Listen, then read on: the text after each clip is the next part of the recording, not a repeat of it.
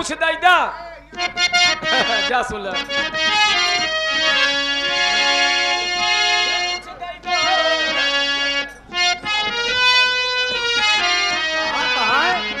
प्रताप गढ़िया लौंडा है, सटा तो सटा नहीं गाड़ फटा।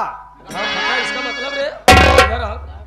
गाड़ फटक मतलब सटा तो सटा नहीं फिर हटा। तो ये इसका होता है कुछ कहता होता बेसुरा ना बोल। कुछ नहीं कहा तेरे। ठाकुर साहब पढ़े लिखे हैं या शब्द भाषा ना बोली। हाँ अपने से बना के ना बोले। कैसीट चलत बा नेट बनत बा यूट्यूब पे जायू। लेकिन कहना चाहती हूँ कुछ मांगना चाहती हूँ। दुल्हा देने से पिंटू साहब मान सम्मान रखा। इतना बड़ा ना मांगा खाली इतना ही मांगा लेकिन कैसे हे कुछ दैदा